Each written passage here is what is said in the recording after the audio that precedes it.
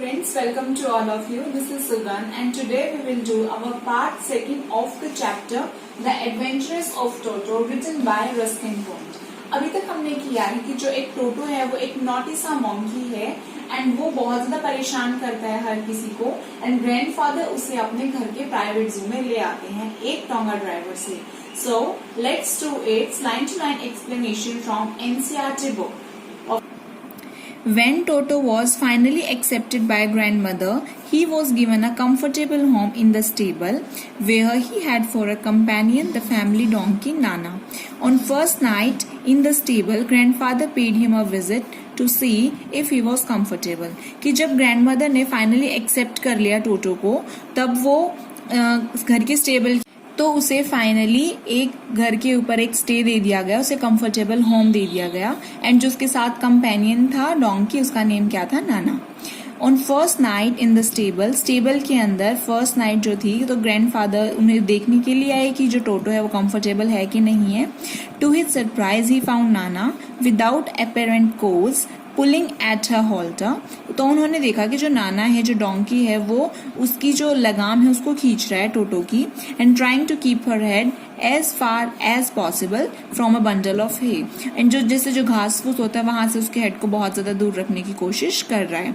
Grandfather gave Nana a slap across her haunches. तो grandfather ने जो नाना था, डोंकी था, उसको एक थप्पड़ मारा across her haunches and she jug back. Haunches होते हैं जो बट लॉक्स होते हैं, फिर जो थाइज होते हैं वहां पे जिसे थप्पड़ मारते हैं जो, तो उन्होंने वहां पे उसे एक थप्पड़ मारा और उसने वापस एक झटका सा दिया. ड्रैगिंग टोटो विद हर, और टोटो को भी साथ में अपने घसीटा. He had fasten on to her long ears with his sharp little teeth. और उन्होंने क्या किया, जैसे कि ही हैज फास्टन का मतलब होता है क्लोज और डू अप, मतलब किसी को बहुत ज्यादा पास से देखना. On her to long ears with his sharp, कि मतलब उसने अपने दांतों के साथ उसके टीथों के एक थोड़ा सा वो पास ही आया. Toto and Nana never became friends. Toto और नाना कभी फ्रेंड्स नहीं रह सके. A great treat for Toto during cold winter evening was a great bowl of warm water given him by grandmother for his bath. कि जो सबसे जो favourite time होता था टोटो का वो यही होता था कि सर्दियों के अंदर जो शाम होती है उसके अंदर उसे एक गरम गरम सा पानी दे दो, जो कि ग्रैंडमदर अक्सर उसे नहाने के लिए देती थी.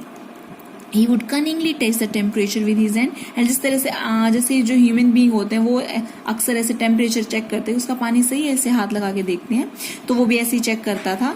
Then gradually step up into the bath, फिर आराम से एक पैर रखता, फर्स्ट 1 फुट, एक बार एक पैर रखता फिर दूसरा रखता, then the other as he had seen me do, जैसे कि उसने मुझे करते हुए देखा था.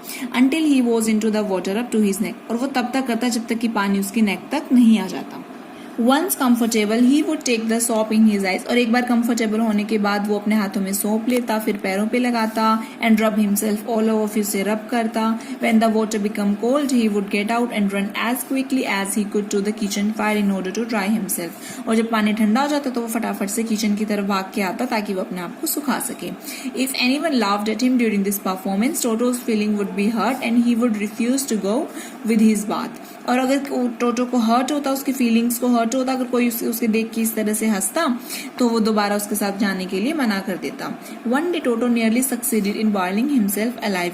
और एक दिन वो खुद को बॉयल करने में almost successful हो गया.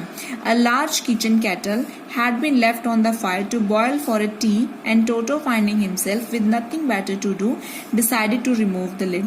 एक बार क्या हुआ, किचन के अंदर केटल रखी हुई थी चाय बनाने के लिए और वहां पे जैसे नीचे से बॉयल हो रही थी वो, एंड टोटो ने सोचा कि उसने फटाफट से उसका ढक्कन हटा दिया.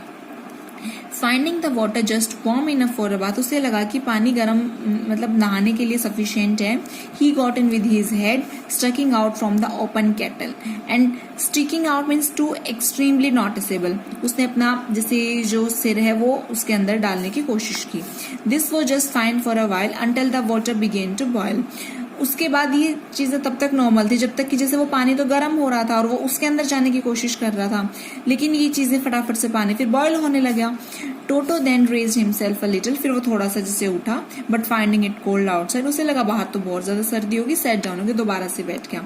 ही continued hopping up and down for some time until grandmother arrived and hold him half boiled out of the kettle. और वो तब तक ऐसा करता रहा जब तक कि ग्रैंडमा वहां नहीं आ गई और उनके आते ही को वो होपिंग अप का मतलब होता है हाफता रहा. एंड ग्रैंड मदर आई, उन्होंने उसे जोर लगा के बाहर की तरफ खींचा. होल्ड मतलब खींचना, जोर लगा के. और वो आधा उपला हुआ था आउट ऑफ द केटल और आधा वो बाहर था. If there is a part of brain especially devoted to mischief, that part was largely developed in Toto. He was always tearing things to pieces. Whenever one of my aunts came near him, he made every effort to get hold of her dress and tear a hole in it. कि अगर जैसे कि हम ये सोचें कि अगर उसके अंदर कोई ब्रेन था या फिर वो थोड़ा सा नोटी था उसके दिमाग का कोई भी पार्ट, तो मुझे ऐसे लगता है कि जो टोटो का वो बहुत ज्यादा पार्ट था और वो हमेशा चीजों को फाड़ता रहता था टुकड़ों में. जब भी कोई आंटी मेरे घर आती तो वो हमेशा कोशिश करता कि उनकी ड्रेस को पकड़े और उसके अंदर एक हल्का सा छेद कर दिया. One day at lunch time a large dish of pulao stood in the centre of dining table. एक बार डाइनिंग टेबल के ऊपर पुलाव रखा हुआ था. We enter the room to find Toto stuffing himself with rice. Toto फटाफट से राइस को अपने जैसे खा रहा था, स्टफ कर रहा था अंदर. My grand mother screamed and Toto through a plate at her. जैसे ग्रैंड मदर जो दादी हैं वो चिल्लाई, उन्होंने उसके ऊपर प्लेट फेंक के मारी. One of my aunts rushed forward and received a glass of water in the face. इसी तरह से एक बार मेरी आंटी उसके पास आई तो उन्होंने उनके मुंह पे एक ग्लास पानी का ग्लास ऐसे पानी का ग्लास मारा टोटो ने. When grandfather arrived, toto picked up the dish of pulao and made his exit through window. जब दादाजी आए तो फिर टोटो ने क्या किया, उसको लिया और वो फटाफट से बाहर लेके निकल गया उस पुलाव की डिश को लेके. We found him in the branches of jackfruit tree. और हमने देखा कि वो कटहल के पेड़ की ब्रांचेस के अंदर छुपा हुआ है. The dish still in his arms. और जो डिश है वो अभी भी उसके हाथों में है. He remained there all afternoon, eating slowly through the rice, determined on finishing every gain. और वो पूरा का पूरा दोपहर वहीं रहा, आराम आराम से खाता रहा और उसने ऐसे निश्चित किया हुआ था कि वो एक एक दाना राइस का खाएगा. And then, in order to spite grandmother, who had screamed at him, he threw that dish down from the tree and chattered with delight when it broke into 100 pieces. और जब grandmother ने जैसे जो दादी हैं उनके उसके ऊपर चिल्लाने लगी टोटो के ऊपर, तो उसने क्या किया, डिश को फेंक दिया पेड़ से ही और ऐसे किटकिटाने लगा, मतलब खुशी के मारे कि उसने फाइनली चीज को तोड़ दिया और जो प्लेट थी वो एक मतलब 100 पीसेस के अंदर टूट गई. Obviously Toto was not the sort of pet we could keep for long. तो फिर सिंपल सी बात, हम टोटो को बहुत लंबे टाइम तक अपने घर में पेट नहीं रख सकते थे. Even grandfather realise that we were not well to do and could not afford the frequent loss of dishes, clothes, curtains and wallpaper. कि हमें रियलाइज हो गया था, ग्रैंडफादर को भी हो गया था और हम इतना ज्यादा जैसे लगातार इस लॉस को भी सहन नहीं कर सकते थे, कभी डिशेस का, कभी क्लोथ्स का, कर्टेन्स का, वॉलपेपर्स का. So grandfather found the tonga driver and sold Toto back to him only for 3 rupees. तो ग्रैंडफादर ने टोंगा ड्राइवर को दोबारा ढूंढा और टोटो को दोबारा से बेच दिया 3 रुपीज के अंदर ही. सो स्टूडेंट्स, आई होप आपको ये पूरा का पूरा चैप्टर समझ में आया होगा एंड आपको लाइन टू लाइन समरी समझ में आई होगी. If you have any doubt then you can directly comment in the comment section. Thank you very much. Have a nice day.